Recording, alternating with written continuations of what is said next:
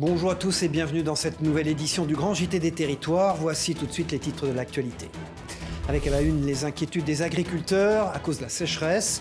Celle-ci touche une bonne partie de la France et menace certaines récoltes. Exemple dans la Somme avec WEO TV, la chaîne de la Voix du Nord, dès le début de ce journal. Il s'appelle Téléo et il est désormais le plus long téléphérique urbain de France. Ce mode de transport plus écolo et pratique est en service depuis quelques jours à Toulouse. La rédaction de Via Occitanie nous fera voyager à bord. La réalité et la fiction, toujours plus proches. Un espace de 1000 mètres carrés est dédié à la pratique, pour le moins sportive, du jeu vidéo. Abattre virtuellement des zombies ou ses partenaires, c'est possible grâce à un casque. Un reportage de Via 95 à suivre dans cette édition. Et puis en toute fin de journal, Moselle TV nous emmènera prendre du bon temps sur l'eau avec une balade musicale et historique. Un avant-goût de l'été pour nous tous. Quand le mois de mai ressemble au mois de juillet, vous l'avez sûrement constaté chez vous, les températures sont très élevées pour la saison. Plus de 30 degrés cette semaine sur une partie de la France. Une vague de chaleur doublée d'un manque criant de pluie. Dans la Somme, vous allez le voir, pas une goutte n'est tombée depuis plus d'un mois. Conséquence, les sols s'assèchent et les cultures de printemps décrochent. Betteraves, carottes et même céréales peinent à pousser. De quoi inquiéter les agriculteurs. Les explications de Jérémy Houron pour WEO TV, la chaîne de la Voix du Nord. Regardez. Armé de sa bêche, Simon vient inspecter ses terres. Dans une dizaine de jours, l'agriculteur devrait y semer des haricots, mais la sécheresse pourrait bien contrecarrer ses plans. Donc là, on voit qu'à 5 cm de profondeur, il n'y a plus de fraîcheur du tout. L'humidité est indispensable pour que la graine puisse germer. Donc là, dans cette situation-là, l'irrigation, elle sera indispensable. Comme beaucoup d'agriculteurs, Simon subit de plein fouet l'absence de pluviométrie. Pas une goutte ne s'est abattue sur les cultures picardes depuis plus d'un mois. Résultat, carottes, betteraves ou même céréales peinent à se développer. Seule solution pour assurer les rendements, faire tourner les canons d'arrosage.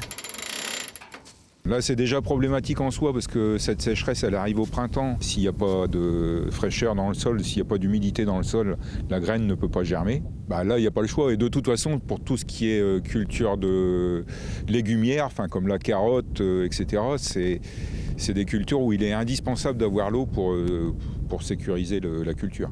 Pour faire installer l'irrigation sur ces parcelles, Simon a investi plus de 120 000 €. Une somme que tous les professionnels ne peuvent débourser. À quelques kilomètres de là, Pierre constate lui aussi l'impact du manque d'eau sur ses betteraves. Faute de pouvoir arroser ses cultures, il joue la montre en attendant la pluie. On a toujours dit qu'un binage vaut 2 arrosages, puisque outre le fait de travailler l'interrang et donc de détruire les mauvaises herbes, ça permet aussi de briser la croûte de surface qui s'est formée avec le temps sec. Le fait d'aérer le sol en surface permet d'économiser un petit peu de la réserve en eau du sol. Selon Agathe Météo, depuis le début de l'année, la Somme ne compte que 8 jours de pluie. Voilà, tout à fait autre chose. Nous vous en parlions dans une précédente édition. Les Français peinent à renouveler leur pièce d'identité à l'approche des vacances d'été. En cause, les confinements successifs, mais aussi la réduction du nombre de mairies qui proposent ce service-là. Face à cette situation, un plan d'urgence est déployé au niveau national. Exemple dans la Sarthe, avec ce reportage d'Anthony Piton de la rédaction de LM TV Sarthe. Refaire ses papiers n'a jamais été aussi long. En Sarthe, impossible d'obtenir un rendez-vous avant fin août, voire septembre. Pour un renouvellement ?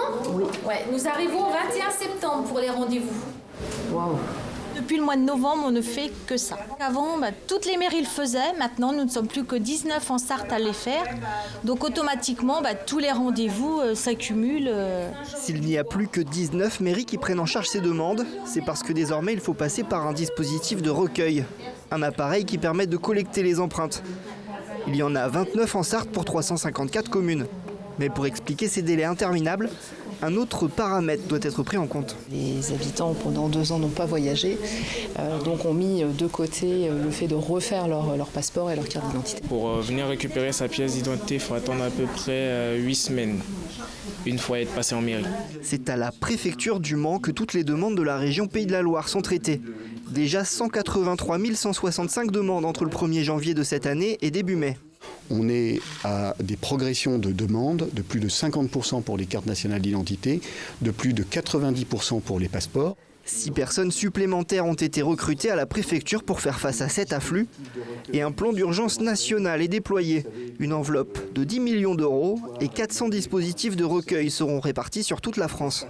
Autre mesure qui peut s'avérer utile pour les étudiants, les cartes d'identité et les passeports expirés depuis moins de 5 ans sont valides pour les examens de mai et de juin. L'émission Face au territoire était diffusée ce jeudi matin sur TV5 Monde. Un numéro spécial consacré à la nomination d'Elisabeth Borne à Matignon. L'ancienne ministre des Transports, de la Transition écologique et du Travail dispose pour elle d'une expérience précieuse.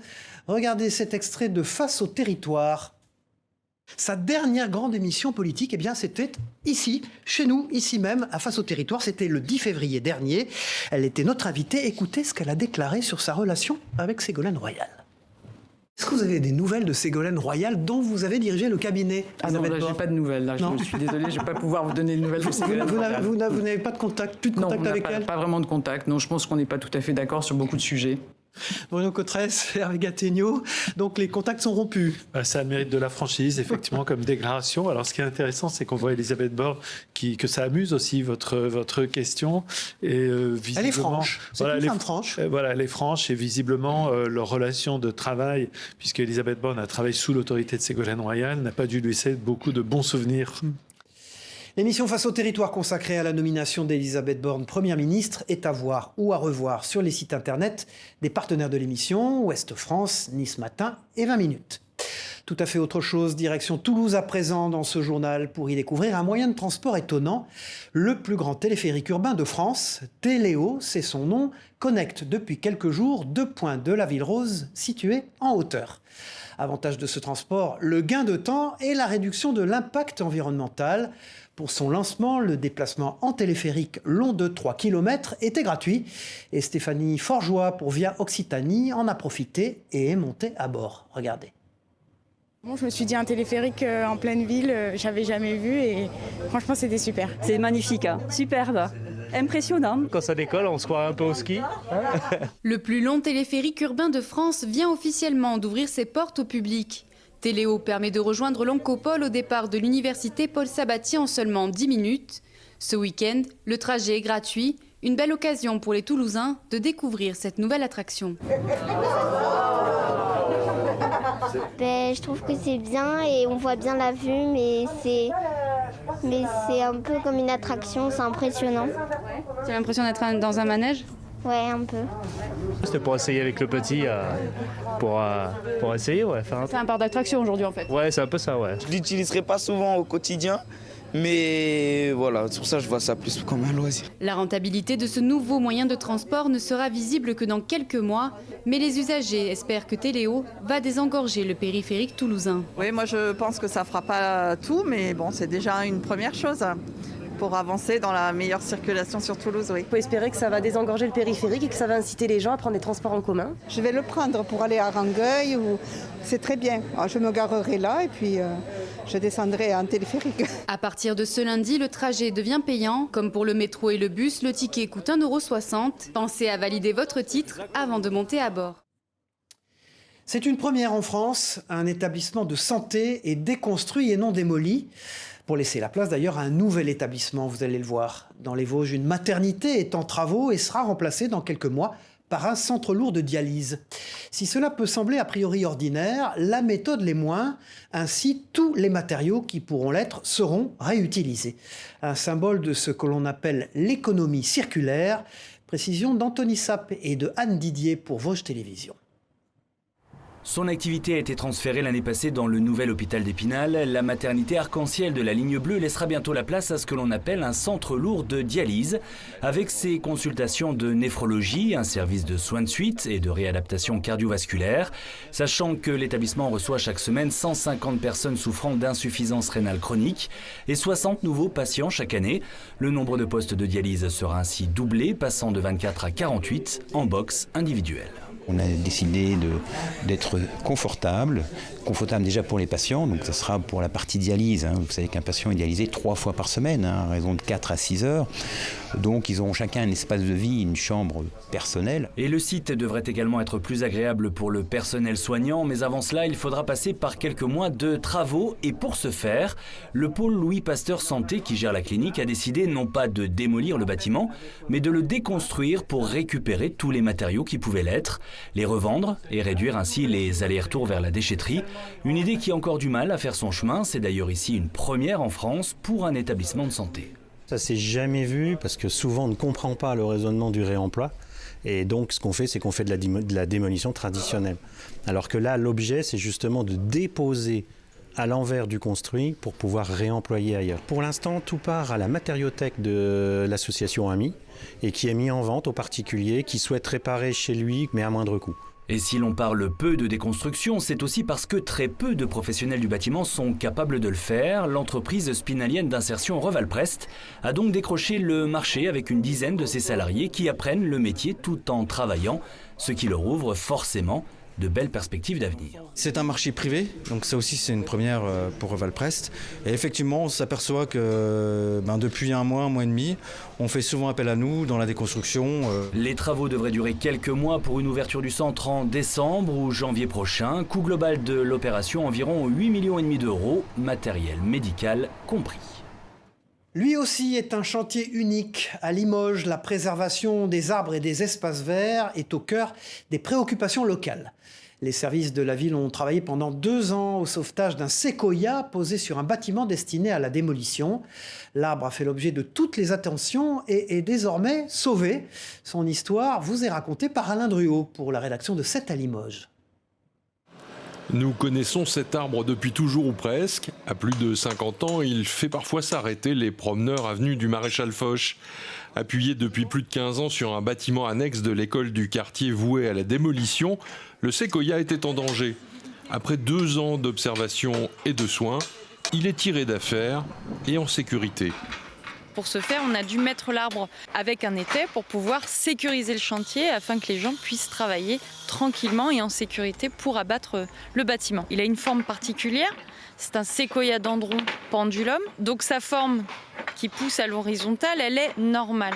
Et pendant la période d'observation, l'arbre a même été scanné pour bien comprendre son organisation et avoir la possibilité de le modéliser dans son environnement. Ça permet en fait de mettre à un instant T la réalité de l'ouvrage dans l'ensemble de sa géométrie. Donc par exemple, vous pouvez, pour commencer un dossier par exemple de réhabilitation ou d'extension, on va scanner l'existant. Ce qui va nous permettre d'avoir en 3D déjà la volumétrie réelle dans son ensemble au moment T où on réalise le scan. L'arbre est réputé antifragile, c'est-à-dire qu'il va s'améliorer en s'adaptant tout au long de sa vie. Elle approche à grands pas la saison estivale. Elle débutera dans quelques semaines et comme chaque année, vous serez des millions à passer vos vacances d'été sur les côtes hexagonales. Alors pour assurer votre sécurité, la surveillance des plages a commencé sur le littoral aquitain, notamment à Lacanau durant les week-ends et les jours fériés. Une surveillance renforcée cette année par la mise en place d'une nouvelle signalétique. Le drapeau bleu, fameux, est remplacé par un drapeau bicolore pour délimiter les zones de baignade surveillées. Images et propos recueillis par Aurélie Chialvo pour TV7, la chaîne du groupe Sud-Ouest. On a choisi ces couleurs-là puisque en fait, on s'est rapproché des couleurs qui existaient déjà dans les autres pays à l'international. On était l'un des derniers pays à utiliser des couleurs qui étaient différentes. Et c'est pour ça qu'on a voulu unifier tout ça pour que déjà les touristes étrangers puissent s'y retrouver et qu'on soit aussi nous dans une démarche constructive. Et évidemment sur la plage cet été, vous vous équiperez probablement de votre plus beau maillot de bain pour bronzer et vous détendre. Masculin ou féminin, ce vêtement n'échappe pas à la tendance éco-responsable. En Corse, une jeune créatrice a lancé il y a quelques années sa marque de maillot de bain fabriquée à partir de filets de pêche recyclés. Objectif, proposer des pièces tendances tout en respectant l'environnement. Explication de la créatrice lors d'une séance photo aux questions d'Arnaud Baresi et d'Ange Orsini de Via Télé Paese, en Corse bien sûr. Le concept, c'est l'éco-responsabilité. Je fabrique les maillots de bain et l'activewear aussi avec un tissu italien qui est de grande qualité et qui est fabriqué à partir de filets de pêche et déchets océaniques qui sont recyclés et régénérés. Ça me tenait à cœur de trouver un tissu éco-responsable et d'avoir une démarche soucieuse de l'environnement dans une chaîne de production assez courte. C'est la marque qui a créé ça, qui se charge de récolter tous ces déchets dans les fonds marins et ensuite de commencer le processus de recyclage, régénération. Plus d'autonomie pour les élèves et plus de sérénité pour les adultes. La cantine en mode self-service débarque à l'école primaire. Alors d'ordinaire réservé aux collégiens et lycéens, ce mode de restauration est devenu le quotidien d'enfants du CP au CM2. Dans la Loire, les élèves apprennent ainsi à gérer leurs repas ou à trier leurs déchets. Pour la collectivité, c'est aussi la promesse d'une meilleure efficacité lors du service. Explication et reportage de Céline Ercilia pour la chaîne TL7 dans la Loire. 11h30, les élèves des écoles primaires privées et publiques de la Fouillouse se retrouvent dans la cour devant leur restaurant scolaire. Premier réflexe, vérifier l'ordre de passage des classes et très vite le service commence. La salle de cantine a été aménagée en self où les enfants sont autonomes. Les enfants viennent se servir, prennent un plateau, une entrée, leur dessert. Ils sont servis en plat chaud. Un système qui a été bien accueilli par les élèves. Déjà c'est mieux parce qu'on n'est pas obligé d'attendre et tout. C'est cool, on n'est plus obligé d'attendre, on peut prendre, on choisit ce qu'on veut ou pas. On n'est pas obligé de manger dans l'ordre, si on veut commencer par le dessert on peut. Et pendant que certains dégustent, d'autres attendent leur tour dans une ambiance de MJC. Un animateur est présent pour occuper les élèves avec des jeux, de la lecture ou bien des activités sportives. Et 3 jours sur 4 en musique. Le nouveau système promet des enfants plus détendus. On voit la différence des enfants qui sont plus autonomes, moins stressés, moins sur la rapidité. Autant pour le personnel que pour les enfants, on avait une salle qui était remplie avec 100 jusqu'à plus de 100 enfants. Beaucoup de bruit, 2 services qui devaient être organisés mais vraiment au cordeau, c'est-à-dire il fallait pas dépasser d'1 minute. Donc c'était reposant pour personne en fait. Avec ce système, la cantine peut gérer 200 couverts et la capacité pourrait monter jusqu'à 400. De quoi prévoir l'augmentation de la population sur plusieurs années et proposer une cantine à l'ambiance festive. Voilà, restons à table dans ce grand JT des territoires avec la découverte d'un ustensile de cuisine qui pourrait bien vous être utile si vous êtes fan de pizza ou de tarte. Le grand Bicoupe, vous le voyez à l'écran, est une double roulette qui vient de remporter la médaille d'or dans le fameux concours Lépine, catégorie nature et bien-être. Grâce aux 2 roulettes de cette invention, finit la résistance des bords de vos tartes préférées. Écoutez à ce propos les précisions de son inventeur, un habitant de l'Aube. Il répond aux questions de Willy Briard du journal L'Est éclair. Regardez.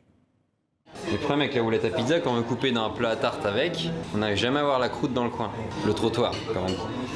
Du coup, la petite lame, elle est là pour venir sectionner la croûte dans les coins. En plus de ça, il y a un petit décapsuleur qui est caché juste ici.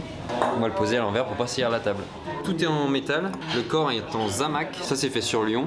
Les lames sont en acier inoxydable, c'est fait sur Thiers. Et les petits rivets qui sont ici sont faits dans les Ardennes, c'est de l'inox. J'ai même intégré la notice directement dans le packaging pour faire des économies de papier. Voilà, une bien belle invention, à la fois pratique et éco-responsable donc. Ouvrons une page sport et désormais plus exactement du sport pour tous, avec des pratiques adaptées à des personnes en situation de handicap. En Savoie, toute une après-midi était consacrée à l'expérience d'activités telles que le basket ou le foot fauteuil. L'occasion de démontrer que le sport peut être, quoi qu'il arrive, facteur de partage et d'émotion. Un sujet de Lucas Roux pour la chaîne 8 Mont-Blanc sur place. Oublier sa différence pour profiter des émotions transmises par le sport. En s'adonnant à la sarbacane, au tennis de table ou encore à l'escrime, 80 jeunes savoyards en situation de handicap ont profité d'une journée de découverte multisport. Cet événement co-organisé par le comité handisport et le comité de sport adapté de Savoie a pour but de faire sortir les jeunes de leur quotidien. Et vu le sourire de Mélanie et ses copines, le pari semble réussi. C'est trop bien. Tout le monde est là, allez Mélanie, allez Mélanie. Qu'est-ce qui te plaît aujourd'hui? Paquette. Le paquette, ah oui. Du côté du mur d'escalade, on retrouve les mêmes sourires. Qu'ils soient valides ou non, le sport permet de véhiculer des émotions recherchées par tout le monde. C'est les mêmes vertus que pour le monde valide, hein. C'est le bienfait du sport, que ce soit pour le corps, pour l'esprit, la sociabilisation, voilà, de partager une activité avec d'autres personnes, développer la motricité. Ancien champion de France de natation handisport, Julien Grandjean pratique aujourd'hui le football fauteuil. En contribuant à son épanouissement personnel, le sport lui a permis de surmonter son handicap. Le plus important aussi, c'est de se faire plaisir. C'est de faire plaisir, que tout handicap, on peut faire du sport, que chacun trouve son plaisir et voilà, tout on oublie de surpasser le handicap et d'être heureux dans sa peau. Et qui sait peut-être bien que pour ces jeunes, la découverte du jour deviendra vocation de demain. Cela ne vous aura sûrement pas échappé, l'univers du jeu vidéo se développe désormais de plus en plus dans la réalité virtuelle. En Ile-de-France, 2 espaces dédiés de 500 mètres carrés chacun permettent à des joueurs de rentrer dans la peau d'un personnage de jeu vidéo grâce à un casque. Une expérience unique qui connaît un franc succès depuis son lancement il y a 1 an. Un sujet de Michael Joly pour la rédaction de Via 95 dans l'Oise. Pour tirer, tu vas utiliser ton index sur la gâchette là. Pour recharger, tu as juste à bouger le joystick vers un côté, n'importe lequel. Muni de cette arme factice, d'un casque sur le visage et d'un ordinateur dans le dos, Sylvain s'apprête à entrer dans l'arène virtuelle d'un jeu vidéo. Il va y affronter une autre équipe de 5 joueurs. Grâce à la réalité virtuelle, ce hangar va se transformer en zone de guerre. Comme vous voyez sur le casque, du coup, il y a 2 petites caméras devant qui vont servir de capteurs pour du coup calibrer directement la zone au niveau des QR codes qui sont affichés au sol et sur les murs directement. Donc en gros, c'est grâce à ça que les casques vont pouvoir visualiser la zone et différencier les joueurs des non-joueurs directement. Et après une demi-heure de jeu, le novice est séduit. La demi-heure, ça s'est fait en 5 minutes, on avait l'impression. Et c'était très, très immersif et c'était super cool. C'est vraiment un très bon moment. Implantée à Beauchamp, cette salle de jeu dispose de 2 champs de bataille virtuels de 500 mètres carrés chacun. Plusieurs modes de jeu sont proposés, bataille entre équipes ou contre des zombies, capture de drapeau ou encore chacun pour soi. Franchise d'une société française lancée en 2018, cette salle de jeu a ouvert au printemps 2021. À la base, moi je suis pas du tout gamer, c'est mes 2 associés qui sont plus gamers que moi. Après quand tu te lances dans un projet, il faut bien essayer. Et là, le fait d'avoir essayé, ça m'a séduit. Le jeu vidéo était vraiment marrant et c'est un truc à essayer quoi. Ok, j'en ai tué un. Et 1 an après son ouverture, l'établissement compte une clientèle régulière, comme ses joueurs, qui pratiquent depuis plusieurs mois et participent à des compétitions. C'est vraiment un jeu mais physique. C'est-à-dire là, c'est vraiment comme si c'est moi qui étais dans Call of Duty. Donc c'est ça qui m'a fait, j'ai adoré. On voit nos amis, on bouge, et j'ai perdu 6 kilos. Donc vraiment c'est très bien, c'est immersif, c'est bien. Pour une demi-heure de jeu, il faut compter 19 €. Et pour 89 € par mois, un pass illimité en semaine est également proposé. Les jeux peuvent être pratiqués à partir de 12 ans. C'est un univers méconnu, mais qui fascine autant qu'il intrigue, celui des croupiers de casino. Ces professionnels des jeux avaient rendez-vous à Monaco, évidemment, pour s'affronter entre meilleurs spécialistes européens. Une compétition à laquelle ont pris part 22 pays durant 2 jours au sein du célèbre casino de Monte-Carlo. Technique, aisance, comportement, les 40 croupiers ont été scrutés 2 jours durant. Parmi eux, 2 membres de la délégation monégasque. Écoutez leur impression devant les caméras de Monaco Info.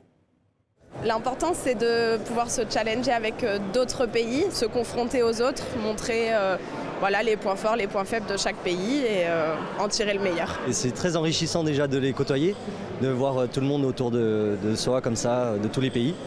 Et honnêtement, je pense que le mot c'est fier, c'est fier. Que diriez-vous d'une balade sur l'eau, tout en musique et en histoire, pour conclure cette édition du Grand JT? C'est le programme pour le moins alléchant d'un capitaine qui promet le dépaysement de ses hôtes lors d'une traversée sur la Moselle. Une occasion de découvrir le patrimoine local, son histoire, sa faune, mais aussi sa flore. Une escapade poétique pour l'été et à l'heure de l'apéritif. Les premières sorties ont débuté et Chloé Gaillard de Moselle TV a pu suivre l'une d'entre elles. Regardez. Sur le quai des Régates à Metz, une dizaine d'aventuriers s'est retrouvée pour 2 heures de balade sur la Moselle. Dans une ambiance feu de camp, le capitaine Roby s'apprête à lever l'ancre sur sa petite Calédonie. Ici, petit comité et patrimoine et nature. Je suis originaire de la région. Et j'ai redécouvert Metz comme un touriste et je me suis rendu compte qu'on avait la chance d'avoir une ville magnifique avec un riche patrimoine, avec une nature exceptionnelle. À la barre, le chef de bord se plaît à faire découvrir l'histoire, la nature et le patrimoine local. Un moment apprécié par les navigateurs. Il y a quelque chose qui passe là sur cette rivière. Il y a de la poésie, il y a de la lumière, il y a de la vie, il y a de la diversité. Enfin, c'est magnifique, quoi. En plus de déguster un verre de vin de Moselle et quelques amuse-gueules en court-circuit, le petit comité se délecte d'un concert acoustique intime.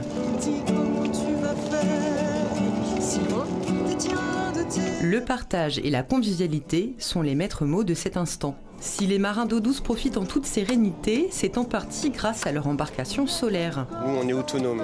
On n'est pas obligé de charger à quai avec telle ou telle électricité. On peut recharger à quai, mais juste avec les panneaux solaires, il est autonome. Là, on va naviguer. Les batteries se sont chargées toute la journée. On est autonome. De quoi admirer et écouter la cité messine, depuis ses parties les plus sauvages jusqu'à la vieille ville illuminée, fièrement gardée par son célèbre temple. Je le conseillerais à des touristes évidemment, mais surtout à des locaux, parce qu'on ne voit jamais la ville de la même façon quand on la découvre sur l'eau. Cette escapade poétique est à savourer tout au long de l'été chaque mardi soir, une occasion d'admirer un beau coucher de soleil ou un envol de cygnes. Voilà, c'est la fin de ce Grand JT des Territoires. Merci de l'avoir suivi. On se retrouve très vite pour une nouvelle édition. Au revoir à tous.